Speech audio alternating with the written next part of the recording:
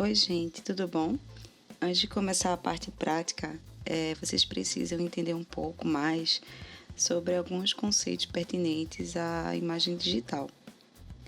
Primeiramente, existem vários sistemas de mistura de cores, de criação de cores na imagem digital. Porém, os dois mais utilizados é o RGB e o CMYK.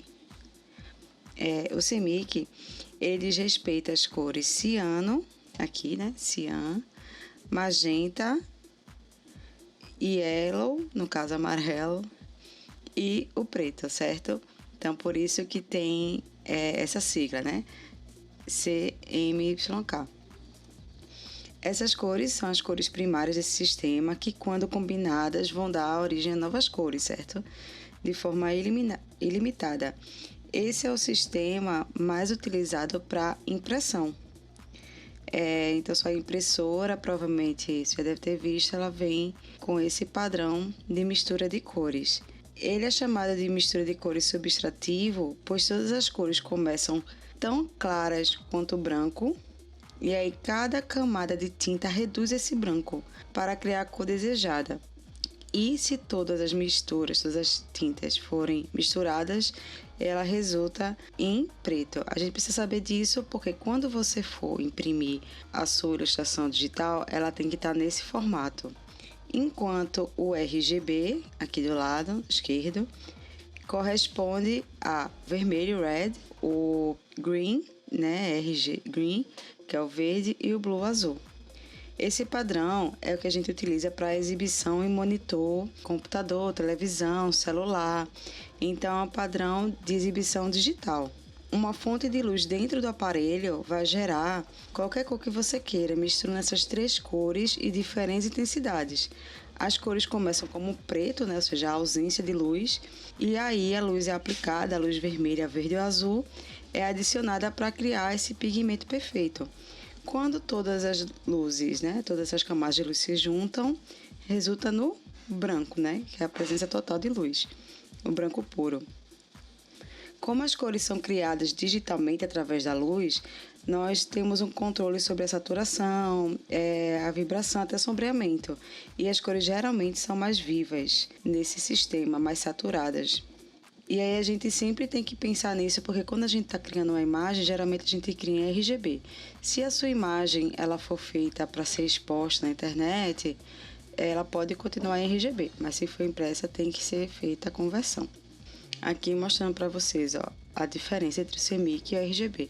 Vocês estão vendo que o RGB a gente tem cores bem mais vibrantes, bem mais vivas, e as impressoras, ou pelo menos os métodos de impressão, ainda não conseguem fazer tão vibrante assim, dependendo, Quando as imagens são bem complexas, às vezes não tem muita diferença, mas é sempre importante lembrar a conversão que você tem que converter para não alterar muito suas cores, principalmente se estiver trabalhando com a imagem que a cor seja bastante relevante, Geralmente, ilustração científica, a identificação de um táxon ou coisa assim, as cores podem ser importantes.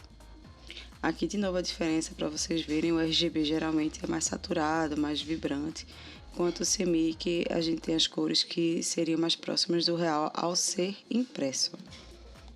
Vamos conversar um pouquinho sobre o que é pixel. O pixel, o nome, ele vem da junção de picture e element, do inglês. Esses elementos da imagem, assim como o nome já diz, eles são a menor unidade de imagem digital. Então, cada pixel, que é formado pelas cores RGB, cada cor tem 256 tons que possibilitam a combinação de 16 milhões de cores diferentes, já que a gente tem RGB. Então, aqui na imagem, a gente tem a imagem, vocês estão vendo esse quadrado aqui, é um pixel, esses quadrados todos são um pixel. Nessa imagem, a gente tem uma resolução menor do que essa, por isso que a gente consegue ver os quadradinhos. Enquanto esses quadros são bem menores, a gente consegue ver bem mais detalhes.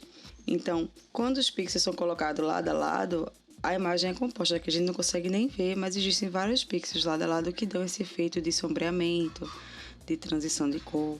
E a resolução da imagem depende de quantos pixels a compõem. Quanto mais pixels, maior a qualidade de detalhe da imagem, Qualidade e quantidade. Então, essa aqui a gente tem mais pixels, enquanto essa a gente tem menos pixels. E aí, falando justamente de resolução, como eu falei antes, né? Para dar um exemplo para vocês. Quando alteramos a resolução de imagem, na verdade a gente está alterando a quantidade de pixels que estamos vendo. Então, a resolução geralmente é medida em dpi ou ppi, que nada mais é do que a densidade de pixels por polegada. Então, a quantidade de pixels que você tem numa determinada área. Aqui nós temos alguns exemplos de resolução. Nós temos, por exemplo, a resolução de 2 por 2 pixels, né? Temos 2 pixels no comprimento, 2 pixels na altura. Aqui 5 por 5. Vocês estão vendo como a imagem vai se formando, 10 por 10, 20 por 20. Então, vocês vão vendo que a quantidade de pixels é que acaba melhorando a resolução e conferindo mais detalhes à imagem. Obviamente, existem questões artísticas, por exemplo, onde você vai preferir uma resolução menor a uma maior, ou até questões também de tamanho de imagem em megabytes. Porém, a regra é essa: quanto mais pixels dentro da sua imagem, geralmente a resolução vai ser melhor. Então, se uma imagem tiver 72 dpi, por exemplo, ela vai ter uma resolução menor, ela vai ter uma menor quantidade de detalhes do que uma quantidade de imagens com 300 dpi. Quando nós estamos trabalhando com imagens digitais, geralmente as revistas também de publicação, até mesmo para impressão, a gente trabalha com a resolução mínima de 300 dpi. 300 dpi é super aceitável, é uma qualidade ótima para o seu tipo de imagem, geralmente, né? É a média. Então, aqui a gente tem uma tabelinha só para mostrar, assim, questão de resolução de imagem. Então, aqui a gente tem, 640 pixels por 480 pixels. Aqui, a 300 dpi, a gente consegue ter uma impressão legal nesse tamanho e ela vai pesar 0,3 megapixels. Então, vocês veem que quando a gente aumenta a resolução da imagem, a gente aumenta também o peso, né, da imagem, tipo, ela vai pesar 32 megapixels, e a gente, mesmo que a gente bote 300 dpi, a gente consegue aumentar a nossa impressão, ou seja, não existe uma distorção da imagem. Então, quanto maior a quantidade de pixels, maior a qualidade da imagem, você vai poder fazer as impressões maiores, sem que haja muita distorção. Só para exemplificar para vocês, quando a gente trabalha em CMYK, que é um padrão para impressão, a gente geralmente trabalha com formato de imagem em PDF ou imagem em vetor, certo? Pode ser também em outro programa. Aqui ele está dando exemplo do Adobe Illustrator, o AI, mas pode ser CorelDRAW ou qualquer outro programa de vetor. Então, quando a gente vai salvar uma imagem em CMYK, preferível, até mesmo para gráficas ou outros, para impressora, para que não haja distorção no seu formato, que você salve em PDF. Enquanto RGB, que é em formato digital, você tem todas essas opções, certo? Você pode salvar JPEG, PNG, que tem a transparência, GIF geralmente é animado, e são só os exemplos do que são mais usados. Esse PSD é o formato do próprio Photoshop, que a gente vai começar a trabalhar já já. Vamos agora conhecer o Photoshop. Então, essa é a carinha dele, certo? Essa é a interface dele. Algumas coisas para vocês ficarem atentos. A primeira é que a maioria dos programas de edição de imagem que trabalham de forma semelhante ao Photoshop tem essa mesma carinha, essa mesma interface. E eu não vou estar falando muito em tempo todo em atalhos, eu vou estar usando alguns ou outros, mas eu vou estar sempre clicando, utilizando esse mouse amarelo gigante para mostrar para vocês onde eu estou clicando e para que vocês não se percam. Mas também vou colocar na apostila alguns atalhos que vocês podem estar aprendendo à medida que vocês forem utilizando, porque torna o uso mais prático, por assim dizer, depois de um tempo, certo? Mas não se preocupe, porque pode parecer complicado, mas é só uma questão de prática e se habituar com o uso nesse tipo de ferramenta. Outra coisa também, o meu Photoshop está em inglês, então eu vou estar falando inglês e português para vocês, dependendo de como vocês baixem a ferramenta. E o meu Photoshop é um pouquinho antigo em relação ao que vocês podem estar baixando para os 7 dias de teste. Então, assim, as ferramentas aqui vão estar lá também, vão ser as mesmas, só que talvez vocês tenham mais coisas do que eu. Mas, de qualquer forma, vocês podem utilizar tranquilamente tudo que vai ser ensinado aqui não só para esse Photoshop mais novo, que é o CC, mas também para outros programas gráficos. As ideias, os conceitos são os mesmos. Então, conhecendo a interface do Photoshop. Assim como quando você abre, você provavelmente deve ter uma tela de boas-vindas aqui. O meu não tem, porque, né, já retirei faz tempo essa tela. Mas aqui na esquerda nós temos a caixa de ferramentas, certo? Em cima nós temos a caixa de opção. E no lado direito nós temos as janelas de organização do Photoshop. Então, tudo que você precisa para criar, modificar, construir, editar uma imagem, construir ilustração, a gente tem aqui na esquerda, certo? E tudo que você precisa para organizar seu trabalho, para organizar seu fluxo de trabalho, está aqui na direita. Então, existem várias janelas que você pode estar utilizando. O próprio Photoshop, inclusive, se você ver aqui na direita, no cantinho, ele tem, se clicar, ele tem já opções pré-definidas dessas janelas. Por exemplo, vou trabalhar com fotografia. Quando eu clicar aqui, vocês vão perceber que ele deu uma alterada, né, nas minhas janelas. Então, agora ele está mostrando o histórico, né, de edição, a janela de histórico, a janela de ajustes, a janela de camadas. Eu vou explicar depois o sistema de camadas, que é importantíssimo para qualquer programa gráfico. Se eu clicar aqui em tipografia, trabalhar com edição de textos, então a gente tem aqui, né, todas as ferramentas que eu preciso para editar texto, né, a minha fonte, o tamanho, o estilo de parágrafo e tudo mais. Então aqui já tem algumas opções pré-definidas. E se você for em janela, nesse menu inicial aqui em cima, window ou janela, a gente também tem a mesma coisa, né, as opções, e nós temos todas as janelas possíveis. Então, por exemplo, eu quero uma janela de cor. Então, aqui eu vou ter uma janela onde eu vou poder aplicar a cor, por exemplo. Vocês estão vendo que até está modificando a cor da fonte ali, né? Que está em tipografia. Aqui eu tenho paletas e tal. Essas janelas, elas podem ser colocadas arrastadas como janela. Então, eu posso separar, inclusive, ó. Nós temos a cor e as paletas. E aí, vou dizer que, eu vou trabalhar muito com cor. Então, eu quero colocar a cor, arrastar aqui e colocar a cor nesse layout aqui de janelas, certo? Você pode tanto separar quanto juntar. Ou você pode dizer, eu não vou trabalhar com cor tão assim, tão o tempo todo.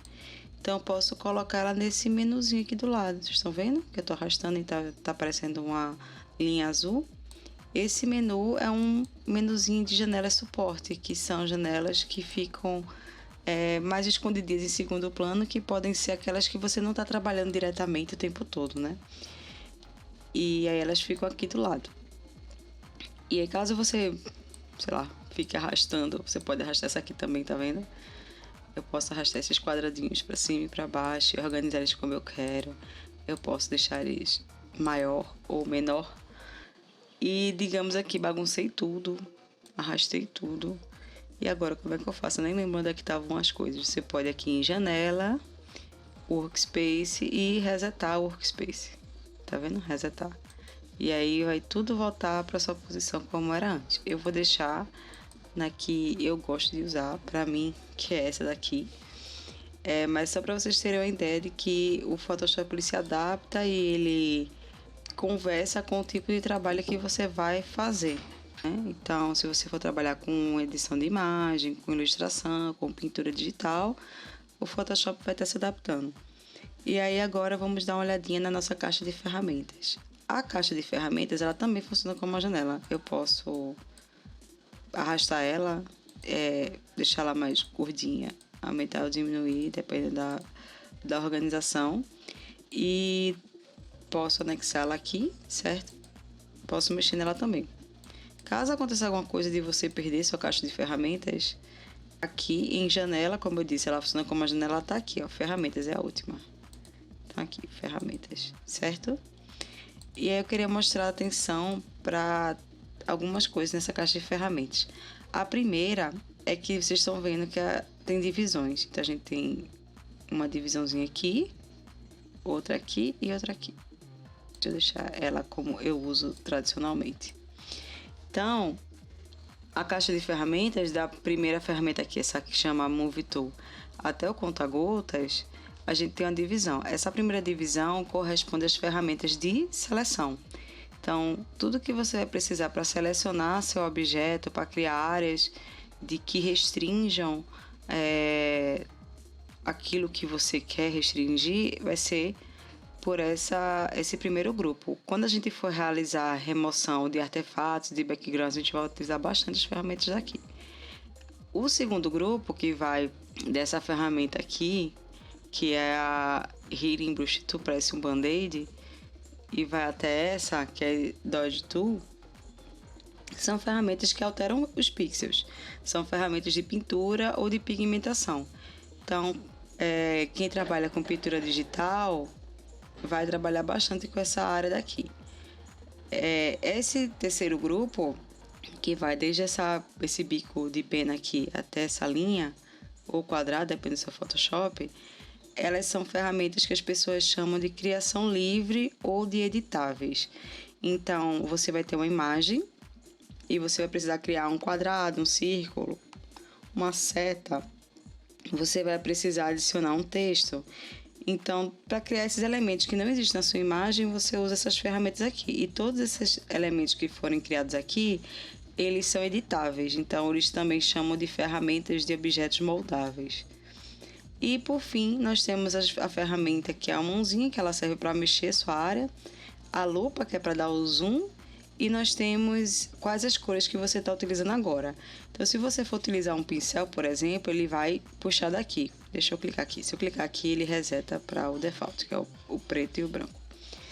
Então, a gente tem o primeiro quadradinho, que é a cor de primeiro plano. E nós temos o segundo quadradinho, que é a cor de background. Certo? Eu vou adicionar aqui também. Então, aí embaixo são ferramentas mais técnicas, né?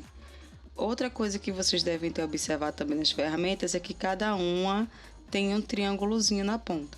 Cada uma não, quase a maioria, né? A maioria delas tem um triângulozinho.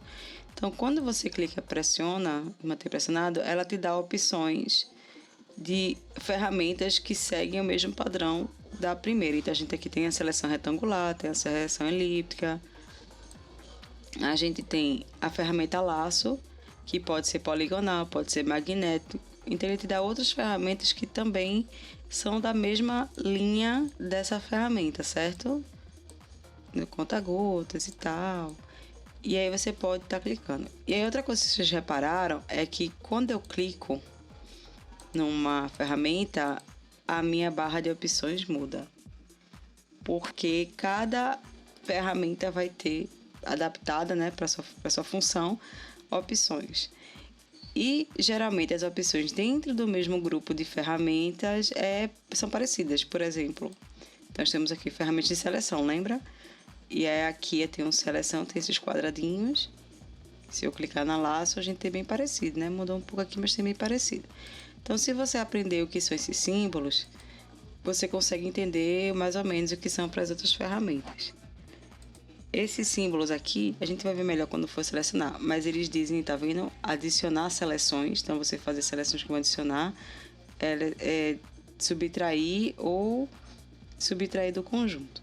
Então, é bem importante que quando você escolha a sua ferramenta, você já olha aqui para cima para ver quais são as opções que elas te dão. A gente não vai estar usando, obviamente, todas as ferramentas, porque é um curso de curta duração e eu vou estar usando ferramentas que eu acredito que vão ser úteis para vocês criarem suas próprias ilustrações e fotografias também para a parte de ciência, né? A parte de divulgação científica e também para as publicações, tanto em livros quanto em artigos científicos. Eu vou abrir aqui um novo documento para a gente observar junto, certo? Você vem em arquivo e clica em novo.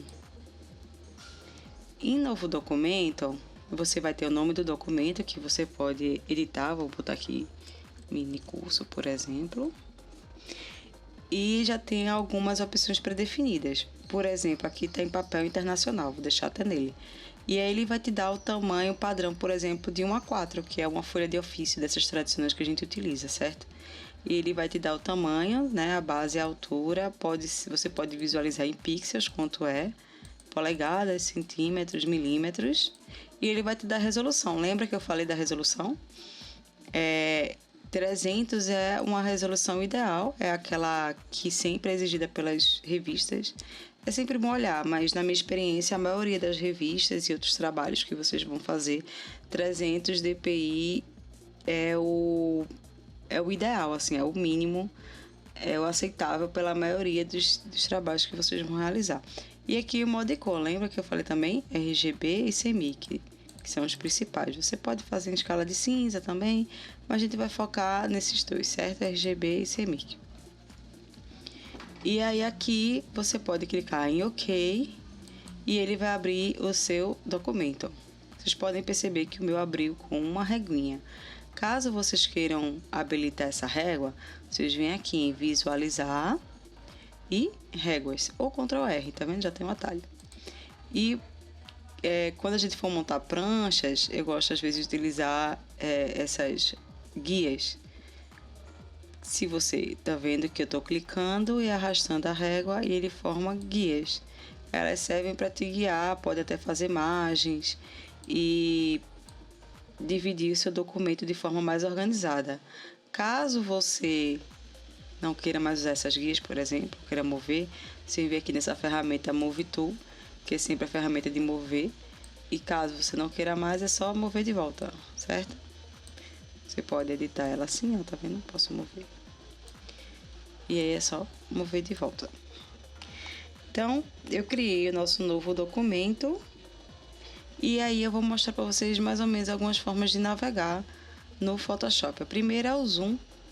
E aí o zoom a gente pode ser feito de várias formas. Por atalho, eu posso segurar o Ctrl, quem está no Windows e quem tem Mac é Command, se eu não me engano. O Ctrl+, ele vai dar o zoom, certo? Então ele está dando zoom no meu documento. Uma coisa que eu quero chamar a atenção de vocês é que aqui em cima tem o documento que eu estou trabalhando, mini curso, que é o nome do documento. Ele tem 33% de zoom nesse momento, então ele está com zoom menor do que ele é. E ele está no modo RGB de cor. Então, se eu apertar aqui Ctrl+, ele vai me dar um zoom e vai ter 50%. Se eu colocar mais, vai mudar e vai ficar com 66,7%, por exemplo. Ctrl-, segura Ctrl, aperta menos, eu diminuo esse meu zoom. Pode ser também feito segurando Alt e a rodinha do mouse. Infelizmente, a rodinha do meu mouse não está pegando, então não vou demonstrar. Ou você pode clicar na ferramenta Zoom e no meu caso é só clicar e arrastar. Clicar e arrastar. Deixa eu voltar aqui o zoom. Se eu clico e seguro e arrasto para esquerda, vocês estão vendo que está diminuindo. Continuei com o botão direito do mouse segurado e arrasta para cá, ele vai aumentando para a direita, certo? Clicando também se você clicar com o primeiro botão do sistema que eu estou clicando, ele vai aumentando. E aí tem dois atalhos interessantes. O primeiro é Ctrl+, ele vai fazer com que seu documento fique 100% de zoom, então, ou seja, é o tamanho real. E Ctrl+0, ele vai encaixar o seu documento para que você consiga visualizar ele inteiro na tela. Você também pode fazer isso clicando com o botão direito do mouse. Aí aqui eu tenho encaixar na tela, tamanho atual de pixels, né? Então ele vai dar o 100%, tá vendo? 100% aqui. Ou até o tamanho para impressão, certo? E você também pode diminuir aqui, zoom in e zoom out, com o botão direito. Então o Photoshop ele vai te dar várias formas de fazer a mesma coisa, de atingir o mesmo objetivo, porque isso depende do usuário. Então, quando vocês forem mexendo, vocês podem utilizar qualquer uma dessas formas de acordo com que vocês se sintam mais à vontade. Então, muitas vezes até atalhos e ferramentas podem parecer redundantes, mas é porque eles querem criar uma experiência única para cada usuário. E outra forma de abrir imagem deixa eu fechar aqui, tá? Não quero salvar. Outra forma de abrir imagem é você abrir a partir da própria imagem. Então, vou abrir aqui, arquivo, abrir, né? Tá. E aí eu vou abrir aqui essa foto que eu obtive do Unsplash. O Unsplash é um site onde as imagens são para uso pessoal, são de uso livre, não são para uso comercial. Mas aí, como eu só estou demonstrando, não vou utilizar para realmente uso comercial, dando os créditos, porque essa imagem foi obtida da NOAA, eu posso utilizar ela no curso, no caso. E aí a gente abriu a imagem, certo? Quando a gente abre uma imagem, vai ter aqui a camada chamada plano de fundo em português ou background. Essa camada que tem esse cadeadozinho, ela é importantíssima porque ela vai guardar todas as informações do documento. Então, se eu for aqui em imagem e tamanho da imagem, eu consigo visualizar o tamanho do documento, por exemplo, em pixel, que é 3.216 pixels por 4.288. Consigo ver o tamanho do documento caso eu fosse imprimir, certo? Que ele me dá o tamanho possível de impressão e a resolução, que a gente está vendo que a resolução baixa é 72 pixels, até porque é imagem de livre, uso livre. E aí 72 pixels, então é a imagem com a resolução baixa. Então, se eu aumentar bastante aqui minha imagem, eu vou ver que eu não tenho uma definição tão boa assim dos pixels. Estão vendo que para o Photoshop ele já divide os quadradinhos. Tá vendo quando os pixels estão próximos, eles dão a cor? Cada um tem sua cor individual. Mas aí quando você vê de longe, eles formam a imagem. E aí essa camada background ela vai guardar toda essa informação. Então, se eu abrir uma outra imagem aqui, por exemplo, ele abriu em outra aba aqui, tá vendo? Então, a gente tem dois documentos que a gente pode trabalhar separadamente. E aí, novamente, se eu for aqui em imagem, tamanho de imagem, a gente vai ver que essa imagem possui um tamanho bem diferente da outra, certo? Eu posso também abrir pegando o arquivo e arrastando para o Photoshop. Quando vocês arrastarem, não arrastem assim. Se quiserem abrir a imagem por ela si só, não arrastem para aqui para dentro, arrastem para a abinha, tá vendo que tem as abas aqui em cima? Então você deve arrastar em direção a esse cabeçalho. Deixa eu demonstrar para vocês se é que eu estou com os arquivos da imagem abertos. Pronto. Então, tem essa imagem aqui. Opa! Foi ótimo agora. Então, tem essa imagem aqui. Tá vendo quando eu tô arrastando ela, o meu mouse tá aparecendo um maisinho. E a gente tá vendo uma borda aqui. Então, essa imagem... se eu arrastar aqui, ela vai ser colocada dentro da imagem. Tá vendo? Arrastei. Vocês veem que ela tem proporção diferente. Porém, como existe a camada background, ela foi encaixada para entrar dentro dessas proporções, mesmo que ela seja uma imagem vertical e não horizontal. Tá vendo?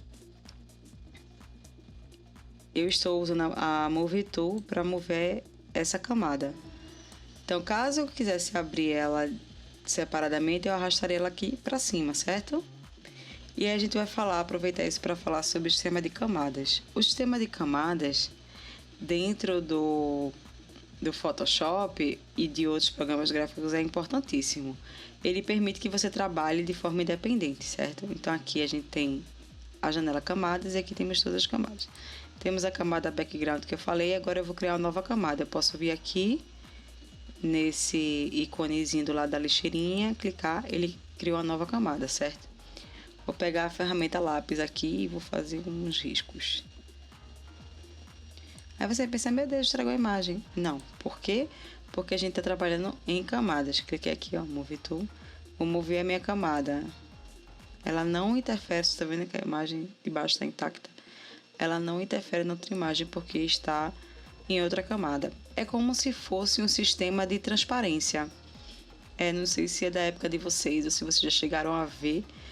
Alguns professores mais antigos, eles utilizavam, quando ainda não existia retroprojetor, né? Não existia PowerPoint necessariamente, eles utilizavam transparências. Então, era um papel num acetato, onde eles escreviam várias coisas e eles colocavam por cima do outro num projetor de luz e eles projetavam para a sala inteira. E aí você poderia escrever num acetato, numa folhinha, sem interferir na outra.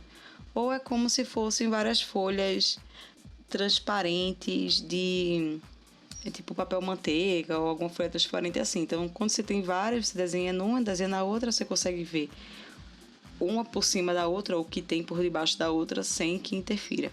Então, o sistema de camadas é basicamente esse. Você consegue trabalhar de forma independente.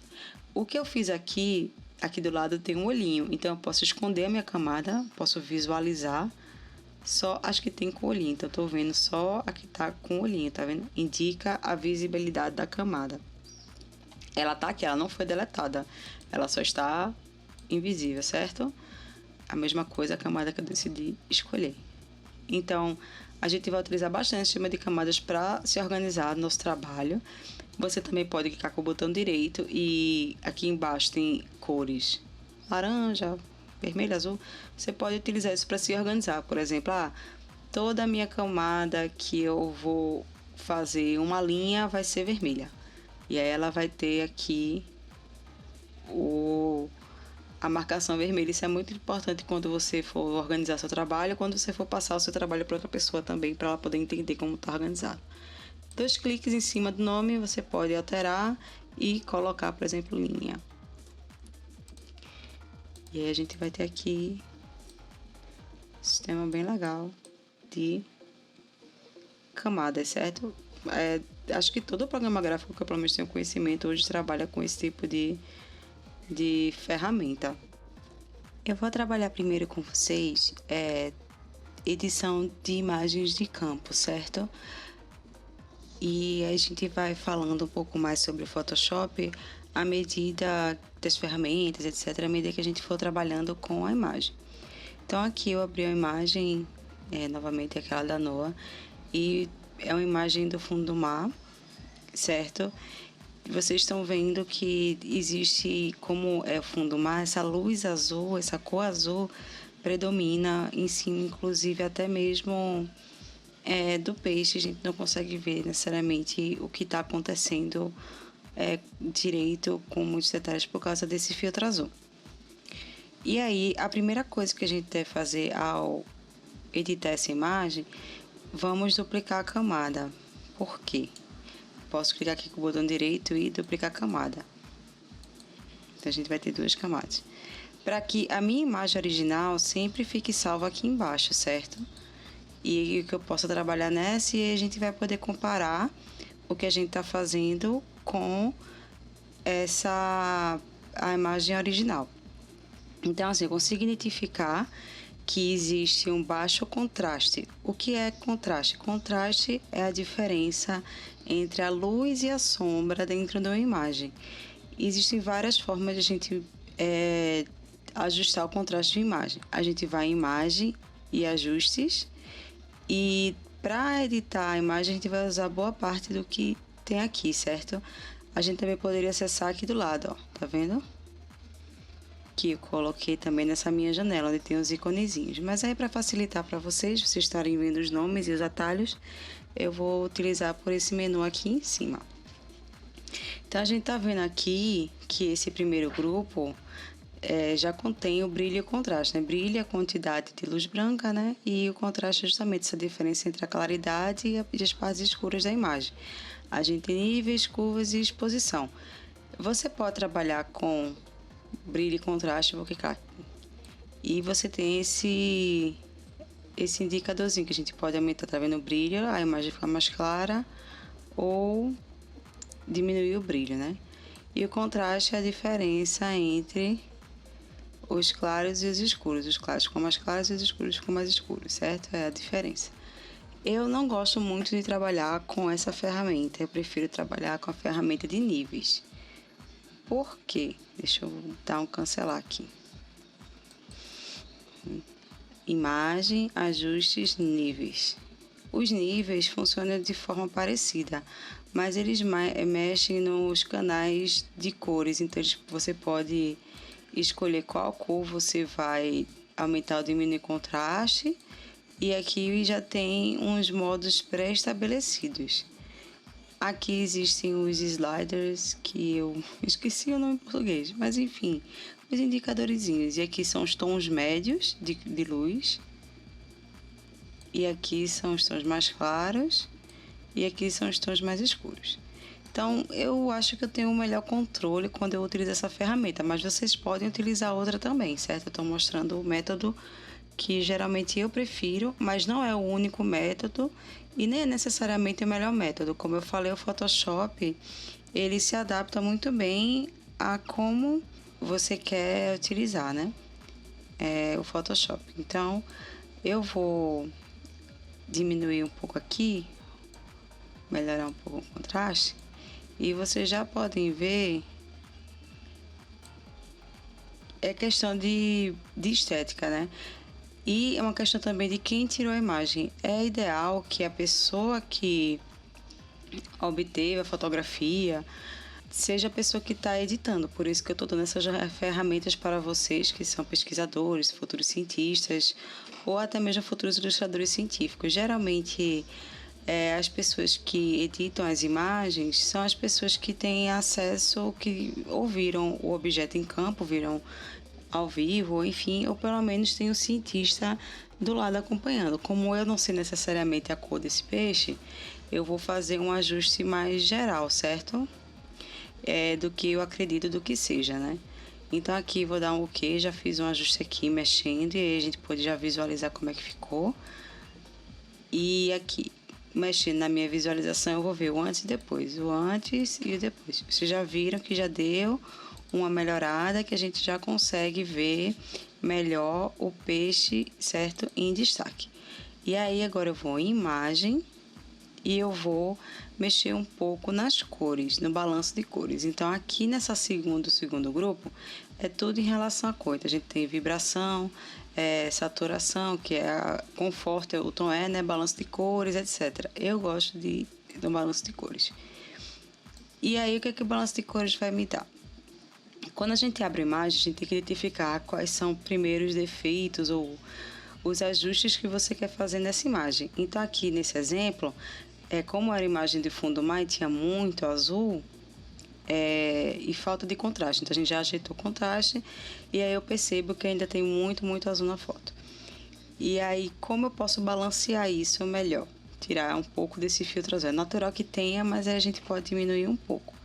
A gente tem o balanço de cores, que são os equilíbrios entre as cores, vermelho, ciano, verde, magenta, azul e amarelo. E aqui embaixo a gente tem os tons médios, os tons claros e os tons de sombra.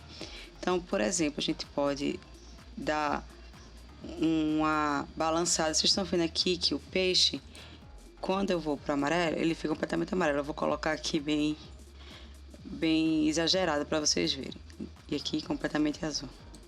Mesma coisa aqui a gente aumenta os tons de rosa, médios e aumenta o verde. Então o que eu vou fazer? Vou mexer nos tons claros. E aí tá vendo como fica a claridade? Isso vocês podem até fazer de forma, como é que eu explico, intuitiva mesmo, sabe? Vocês podem ir explorando a ferramenta. Acredito eu que esse peixinho ele seja mais para o tom alaranjado avermelhado, certo?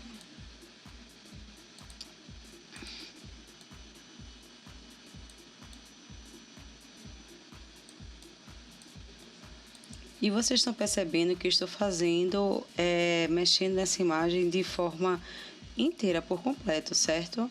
Eu não estou mexendo apenas no peixe, porque lembrem que para as revistas e etc., fica melhor quando você faz um ajuste global.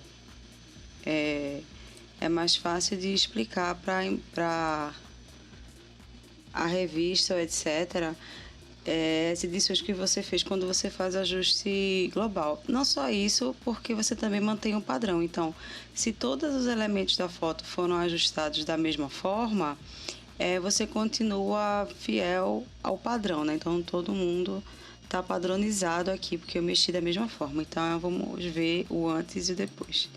Olha que melhorada, certo? Obviamente, a própria imagem, se a gente for aqui em imagem, lembra? E tamanho da imagem, a gente vai ver que ela tá com uma resolução de 72 pixels por polegada, né? No caso DPI. E isso faz com que a gente tenha esse ruído na imagem, por exemplo, aqui, certo? Tá vendo que a gente consegue ver os quadrados? Então, não só pode ser da própria câmera fotográfica, como vou usar a ferramenta mãozinha para mover a imagem, e a gente consegue ver os quadrados na foto, certo? Outra coisa que a gente pode... Vocês já viram que já deu uma melhorada. É isso? Poderia acabar por aqui ou poderia continuar o trabalho, no caso, né? Eu vou mostrar para vocês uma ferramenta bem interessante que ela vai auxiliar quando vocês tiverem manchas. Essas manchinhas aqui, estão vendo?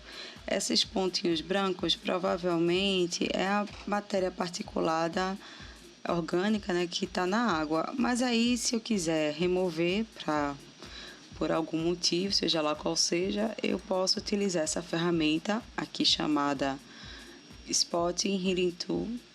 É um band-aidzinho e eu posso aplicar em cima. Então, a gente tem aqui essa manchinha branca, por exemplo. Eu vou clicar e ela vai sumir. É a famosa ferramenta que o pessoal utiliza para espinhas. Eu vou dar uma aumentada aqui. Deixa eu mostrar de novo. A gente tem aqui essa partezinha branca. E eu posso clicar e ela vai desaparecer. Então, eu posso limpar a minha imagem para que não fique necessariamente tão gritante, tá vendo? Novamente, todos os meus modificações devem ser justificáveis e você tem que ter ideia do porquê você está fazendo e também deve poder justificar e mostrar para o seu editor, o seu revisor do livro, ou enfim, o porquê você está fazendo isso. Aí, tem essa mancha bem aqui em cima do peixe. Eu recomendaria não mexer muito, porque vai ficar com uma alteração muito grande, certo? E quando a imagem tem baixa qualidade, muitas vezes não é possível ajeitar isso aqui com uma forma, como é que eu digo, que fique mais delicada, que fique bem acabada. Pode ficar com um acabamento meio ruim. Então, eu vou mostrar para vocês se eu fosse fazer com essa mesma ferramenta. Vocês percebam que ela não fica necessariamente, como é que eu digo, tão bem feito. O que essa ferramenta faz? Ela copia os pixels que são adjacentes e repete na imagem para preencher a imagem. Obviamente, quando a gente diminui a imagem, a gente nem sente, né?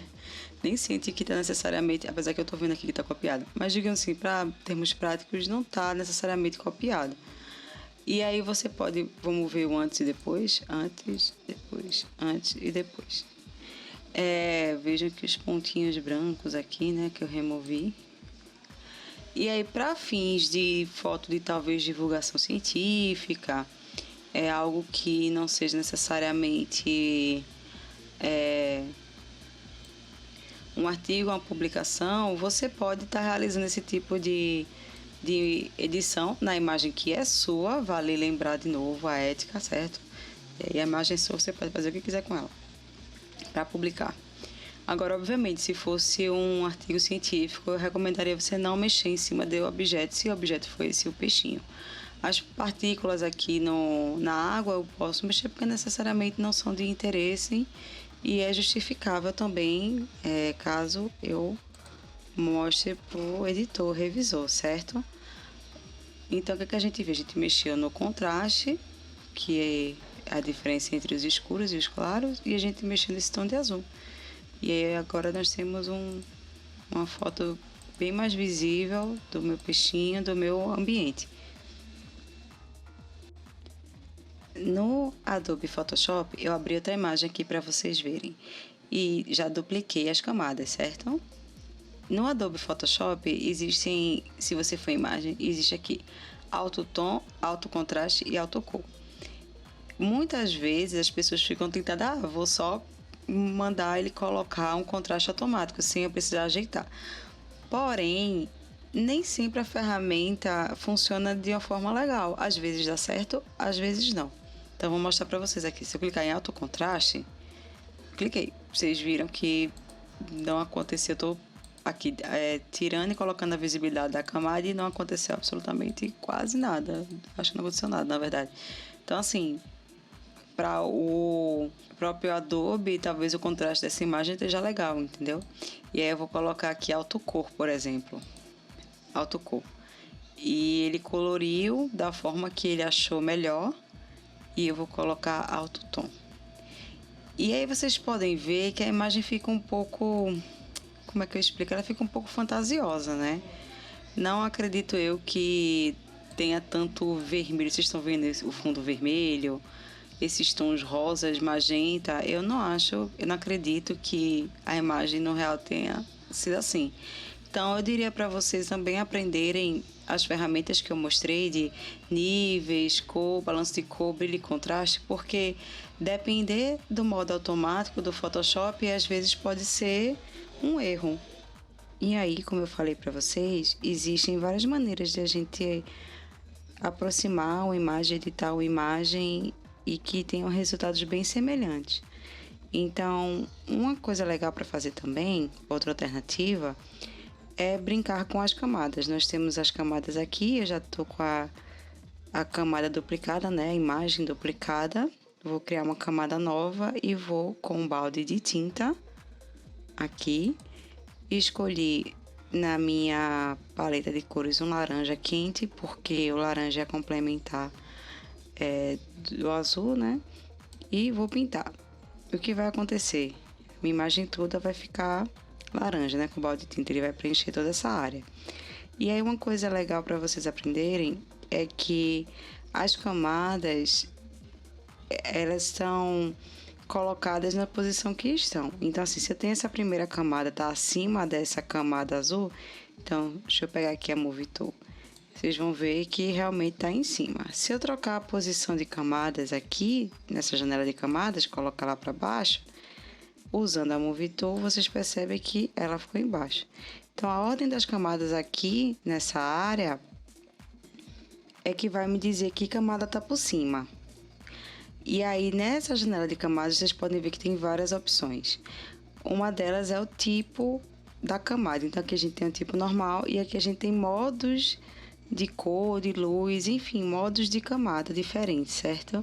Por exemplo, a gente tem um modo aqui escurecer. Eu vou clicar nele e ele vai escurecer esse laranja de uma forma que fique meio transparente, um filtro, como um filtro do Instagram, né? Acho que a maioria das pessoas conhece o Instagram. E vai dar uma tonalidade escurecida laranja, que vocês vão ver que vai ficar verde. Por quê?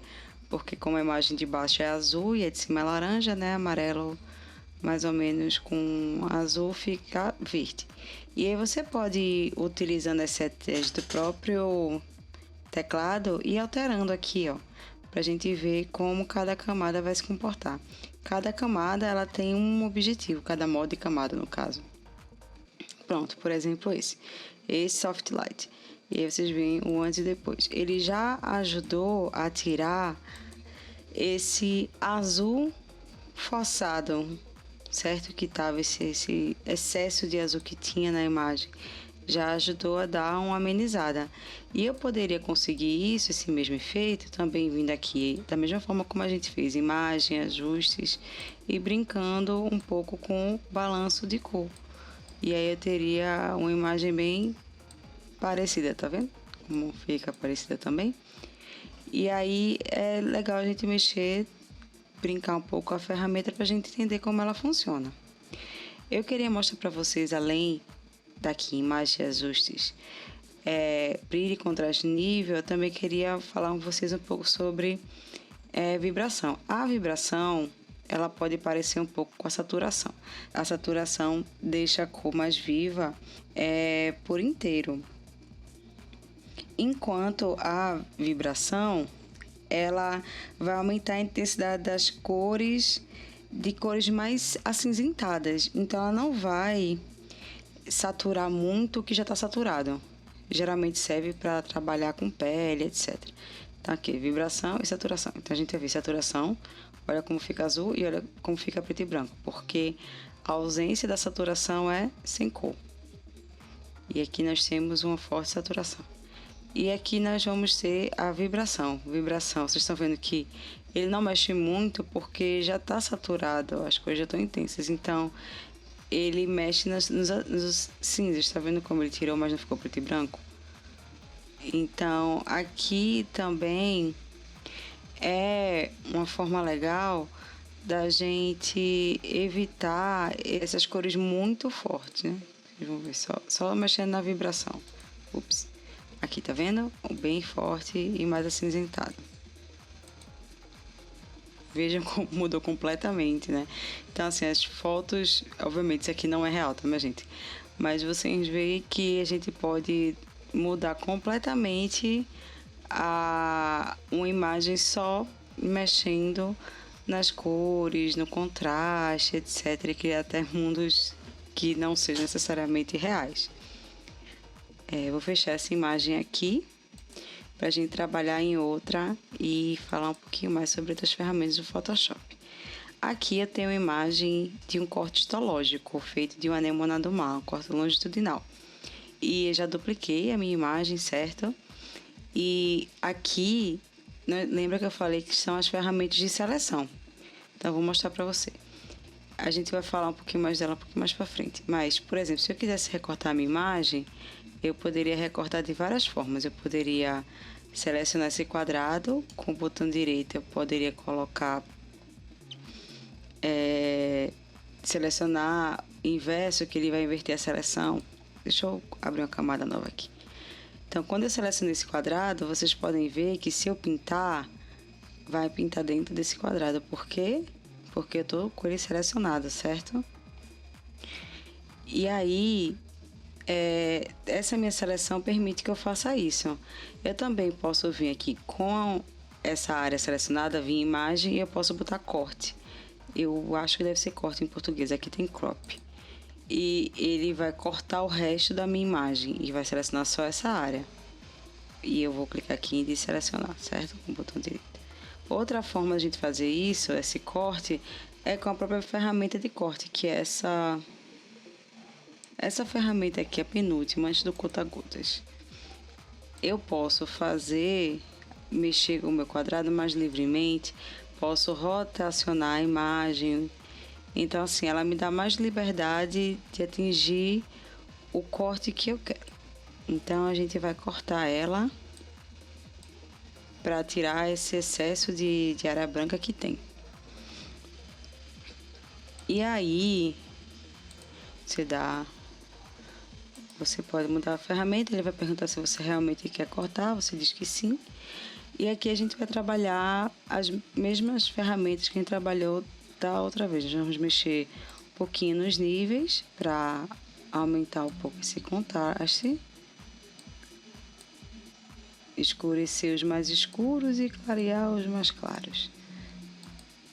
Nós vamos mexer um pouco com a vibração. Vamos ver aqui.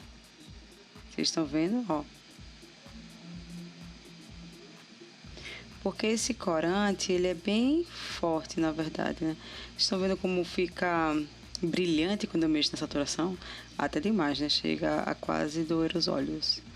Então, vamos usar de forma mais comedida, por assim dizer. Então, aqui vou mostrar o antes e depois já. Já deu uma diferença, certo? E aí, o que podemos fazer nessa nossa foto é tentar dar uma limpada. Como eu falei, a gente pode usar essa ferramenta para ir limpando. Desculpa, estou na ferramenta errada, essa daqui. É o Band-Aid. E aí, se você clicar com o botão direito, a gente tem até o tamanho do nosso pincel nessa área, esse círculozinho que a gente vai pintar. A gente poderia pintar de pouquinho em pouquinho, certo? Ó, e escondendo os defeitos. Porém, às vezes dá muito trabalho e, dependendo do que for, você pode fazer de forma mais simples por outra maneira. Eu vou usar nossa ferramenta de laço. Laço é uma ferramenta de seleção, certo? E o que acontece? Eu posso passar o mouse assim, em volta, e selecionar só essa área da minha imagem. Ou eu posso clicar aqui, segurar e ter outros tipos de ferramenta, como a poligonal, onde ela age mais como ângulos, né? Fechando. E eu também tenho a minha ferramenta magnética, que ela vai tentar se ligar ao contorno. Tá vendo como eu puxo aqui, mas ela encosta? Obviamente eu estava muito distante. Mas aqui ela encosta, tá vendo que ela está encostando? Ela tenta ler onde está o pixel. Deixa eu tentar selecionar aqui mais por perto. Então, por exemplo, tá vendo que ela vai tentar se encostar, porém ela não é tão precisa. E aí eu vou selecionar aqui uma área com essa ferramenta mesmo aqui. E eu vou utilizar o que o pessoal ama no Photoshop, que é preenchimento automático. Eu vou em editar e vou em preencher fio, Shift F5 o atalho. E vou usar consciente do conteúdo, não sei como deve estar em português. E vou dar OK, vamos ver o que ele vai fazer. Viu que ele apagou completamente a minha área. Esse preencher é muito interessante porque você pode fazer em grandes áreas. Obviamente, ele também não é preciso e você tem que fazer com cautela, com cuidado, às vezes, como eu diria, com jeitinho. Vocês viram que eu selecionei aqui e selecionei aqui também. Como é que eu fiz isso? Lá em cima nas opções, vocês estão vendo, tem essa daqui, que é adicionar a seleção. Então, com essas duas seleções, eu posso clicar aqui. Agora vai ter um maisinho, tá vendo ali perto do laço. E eu posso adicionar tudo que eu selecionar aqui, ele vai adicionar. Ou eu posso mesmo apertar Shift. Segurar Shift no meu teclado. Deixa eu ver se tem mais alguma área que eu quero apagar por aqui. Vai ter Shift no meu teclado, vai adicionar um maisinho também. Certo? Inclusive, eu posso até adicionar dentro da própria mesma seleção. Posso ampliar ela. Tá vendo que eu tô passando por dentro? E aí ela ampliou. Caso eu queira diminuir, eu seguro Alt, vai aparecer o menos. E aí você pode retirar dessa seleção essa parte que você não gostou. Ou vir aqui em cima, tá vendo? Que é subtrair da seleção. Então, você pode fazer essas operações com qualquer ferramenta de seleção. E agora eu vou de novo, vir em editar, preencher, vou dar um OK, vamos ver se ele vai fazer direitinho, um tempinho para processar e pronto. Deixa eu mostrar para vocês. Olha, as sujeiras como desapareceram, certo? E aí eu ainda tô achando um pouco tristinha, por assim dizer, sem graça. E aí eu vou colocar um pouquinho mais de contraste, certo? Eu vou no próprio contraste mesmo, para deixar ela um pouco mais viva. Pronto. Vocês estão vendo como melhorou a imagem. Alguns erros, como por exemplo, esse pontinho aqui, tá vendo? Essa manchinha que não é, que eu sei, porque essa fotografia é minha, inclusive. Eu sei que não é do tingimento, foi alguma sujeira. Eu posso vir aqui com a minha ferramenta de cura, entre aspas, a ferramenta do Band-Aid, clicar e apagar. Talvez com aquele fio, deixa eu mostrar para vocês, se o fio consegue preencher. Às vezes, quando é estrutura muito complicada, o fio não dá um retorno muito bom. Mas acho que aqui vai dar. Pronto, tá vendo? Preencheu. E, inclusive, parece que nem existiu. Por isso é o poder do Photoshop. E aí eu poderia continuar limpando mais aqui do lado, fazer toda essa limpeza aqui, certo? Mas aí vou mostrar para vocês também como colocar outros elementos na imagem. Por exemplo, se eu quisesse destacar alguma estrutura, aqui em cima a gente tem o tentáculo da anemone, aqui já é a parte interna, tem as gônadas, a coluna, enfim. Aí digamos que eu queira destacar esse tentáculo aqui, que eu achei diferente da minha imagem. Eu venho nas minhas ferramentas de moldáveis, né? Lembra que se eu quiser criar um objeto, então se eu quiser criar um círculo, eu venho aqui um elipse, né? Eu venho aqui na ferramenta de linha, se eu segurar vai ter a ferramenta de elipse. E aí eu vou formar a minha elipse aqui de uma forma bem bem estranha, mas eu vou fazer, certo?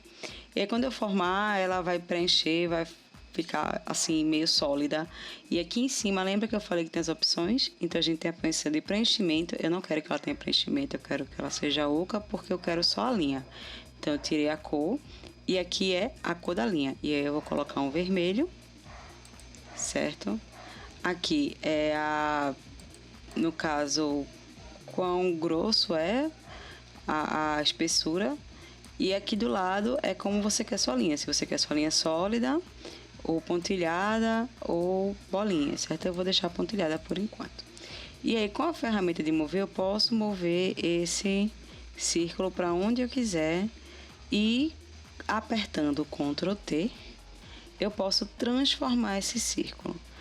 Esse transformar, ele vai me ajudar, inclusive se eu botar aqui para o lado eu posso girar, ele vai me ajudar a dar forma para esse círculo, certo? Para essa elipse, perdão. E aí eu posso dar Enter, se eu terminar de transformar. Ele também aqui em cima, editar, se você for, ele tem transformar, tá vendo? E aí transformar, nesse caso, como é um caminho, como é um objeto, a gente tem vários tipos de transformar. Inclusive, a gente pode até fazer distorção dele, por exemplo.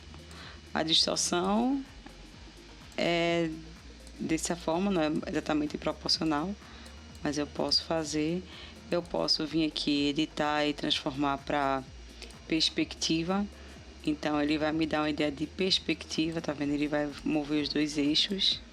Enfim, as opções são inúmeras com essas ferramentas aqui. E aí, depois que eu estiver satisfeita, eu posso dar um Enter, certo? E ele vai ficar aqui, ó, gravado como uma elipse, como um objeto. E eu também posso criar setas, por exemplo, aqui segurando em linha. Você vem em linha e você tem aqui as opções, certo? Preenchimento, linha, da linha, tipo, etc, etc. E aqui a gente tem uma engrenagem. E a gente tem aqui, ó, a ponta da seta. E aí a gente pode botar no começo ou no fim. E aí, por exemplo, vou aumentar aqui. Ui.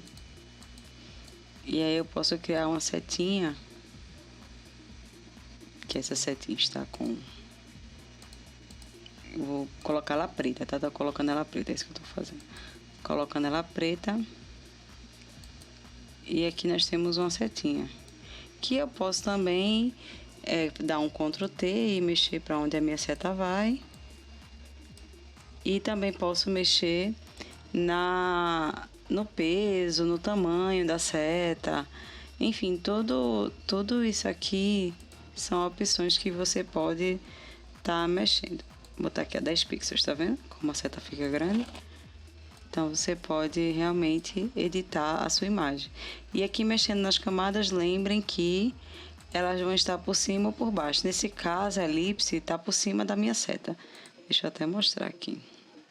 Estão vendo que está passando por cima, né? Se eu botasse a elipse embaixo, as setas ficariam por cima da elipse. Então, tudo isso levar à consideração.